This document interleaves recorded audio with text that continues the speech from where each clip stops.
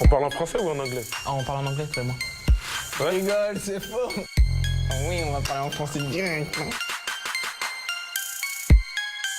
À la fin, tu me fais une petite leçon de dab? Ça fait bien longtemps que je dab plus, c'est les gens ils dabent pour moi. Bienvenue à la maison. C'est un grand plaisir. Première question, tu es en pleine forme actuellement. Comment tu expliques ton rendement et comment ça va? Déjà, ça va très très bien. L'adaptation va de mieux en mieux. C'est que du bonheur. On prend du plaisir dans tout ce qu'on fait, sur le terrain et en dehors du terrain. Et voilà, c'est juste, moi je pense que c'est ça. En fait, j'ai toujours bossé. J'ai toujours bossé à l'entraînement, j'ai toujours travaillé. Avec l'équipe, en fait, ça va beaucoup mieux. Je pense qu'on a trouvé nos automatismes aussi. Quand on gagne une fois, on gagne deux fois, après on change les joueurs. Mais on reste toujours, tu vois, après il y a les matchs qui enchaînent, donc on est plus en forme. Je suis peut-être plus en jambes aussi. Donc c'est ça, parce que j'ai pas eu de préparation comme tout le monde. Je suis arrivé après. Donc voilà, après, physiquement, je me sens très très bien. L'équipe, ça va bien, donc je pense pas qu'il y ait eu un déclic qui fasse que vraiment, c'est juste venu avec le temps, c'est tout. Il y a une question que tout le monde se pose en France. C'est quel est ton meilleur poste? À chaque fois, on se demande, est-ce que c'est milieu relayeur? Est-ce que c'est un peu plus à gauche pour toi? Où t'aimes jouer? J'aime jouer. Moi, j'aime jouer. Je me sens bien un peu partout. Avec tout ce qui s'est passé, le transfert et voilà, changer de club, revenir à Manchester avec le transfert. Les gens, ils veulent que je marque, que je sois décisif. Parce qu'ils disent qu'un joueur, à ce prix-là, il doit marquer, il doit faire des passes D. Donc maintenant, mon rôle à moi, de joueur de milieu de terrain, c'est pas de marquer. Je peux être décisif, mais j'ai beaucoup de travail. Il y a le travail défensif, il y a faire le jeu. Après, ça va aussi avec mes qualités, qu'est-ce que je peux amener. Et je dois être décisif dans la récupération, décisif dans le jeu et tout ça. Tu parlais de ton transfert. Maintenant, Paul Pogba, on en parle différemment aussi.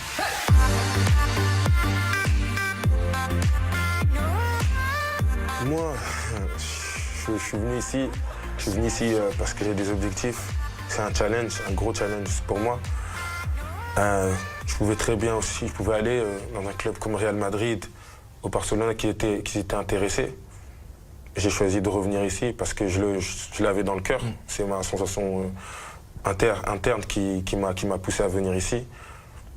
J'ai envie de gagner avec Manchester United. J'ai jamais gagné avec eux. En fait, je me suis toujours dit que j'allais revenir à Manchester. Je ne savais pas quand. Je me suis dit je vais revenir parce que c'est un club que j'aime beaucoup. Et j'avais pas fini en fait. Je suis parti parce que je voulais partir, parce que je voulais jouer. Et j'avais pas fini ce que je voulais finir ici. Donc j'ai envie que Manchester redevienne le grand Manchester. Voilà, c'est ça mon challenge ici.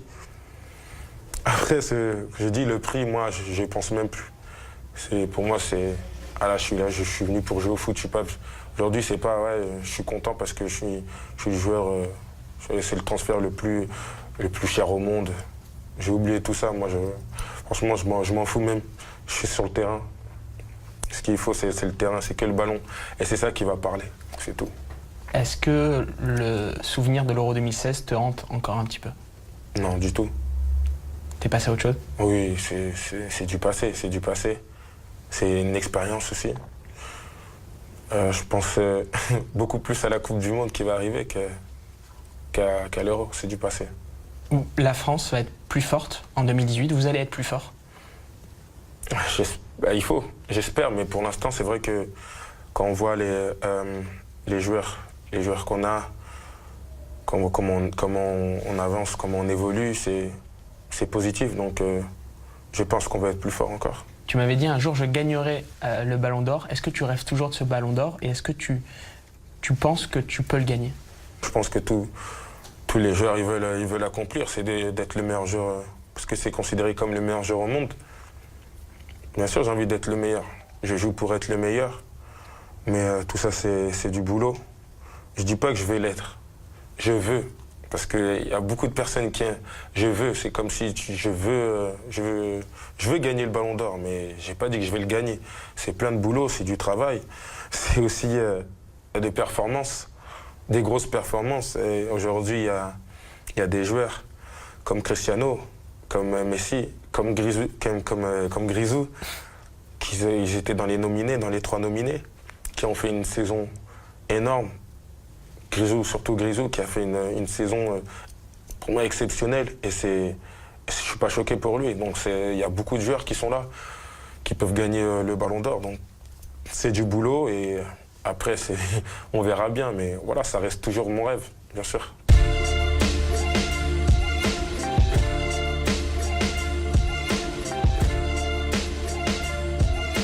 Paul is a midfield player.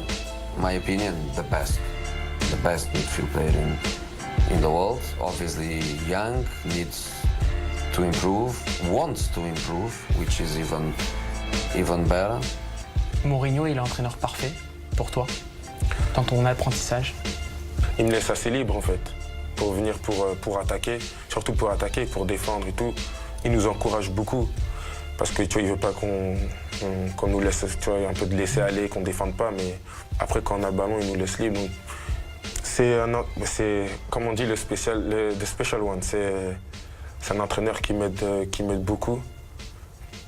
C'est un mec que j'apprends beaucoup et avec beaucoup d'expérience. Donc il m'aide beaucoup quand il me parle, j'écoute beaucoup ses conseils. Donc c'est une personne qui va me faire avancer dans ma carrière, ça c'est sûr. Zlatan Ibrahimovic, il parle beaucoup de toi, il a l'air proche de toi. Il parle beaucoup de moi. Non, c'est un phénomène. Yeah, but this one you should have pressed. C'est un leader, c'est quelqu'un qui aime bien me donner des conseils. Il est toujours derrière nous. Voilà, c'est un peu le grand frère de l'équipe, parce que il va pas aimer, c'est le petit vieux. C'est le petit vieux, non, c'est le plus ancien du groupe.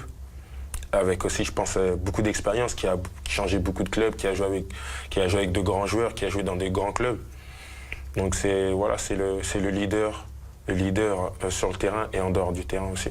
Il manque aussi en France à la Ligue 1 et au PSG.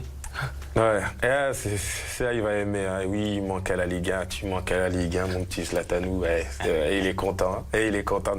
C'est vrai, bien sûr, c'est quelqu'un, il a du charisme, il a une personnalité, il dégage quelque chose. Même ici, il est venu ici, ce qu'il fait, c'est exceptionnel à son âge. Je pense que c'est énorme ce qu'il fait. Et puis il va continuer, il est fit. Malgré son âge, il est très très bien. C'est pas un joueur qui se blesse beaucoup. Est-ce que tu crois encore au titre avec United cette saison? Bien sûr. On sait jamais qu'est-ce qui peut arriver. L'année dernière, j'étais à la Juve. On était à -12. À la fin de saison, on a fini à +12. Mais on était quand même à -12. Les gens, ils parlaient, beaucoup de personnes parlaient comme quoi c'était fini la Juve. Et voilà, après, tu montes juste sur le terrain. Donc tout peut arriver. Tout peut arriver. La saison, elle est pas finie. Il reste encore beaucoup de matchs. Donc on continue à penser qu'on peut gagner, bien sûr.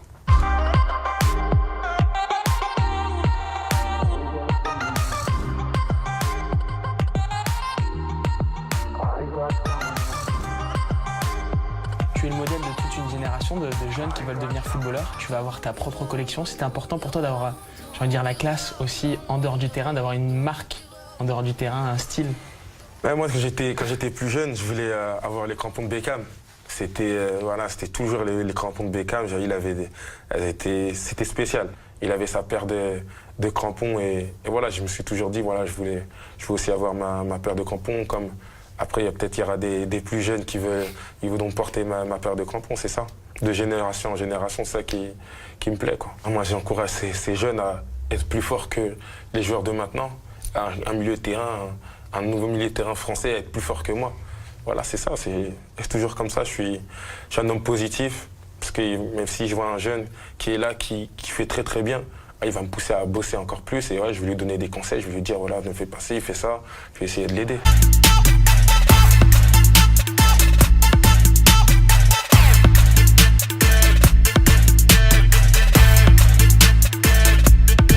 Donne-nous une leçon de dab là, parce que tout le monde se demande comment on fait un dab. C'est la dernière question. Comment on fait un dab? Bon, alors le dab, tu commences, tu as le bras comme ça. Non, le dab, à la base, c'est une danse.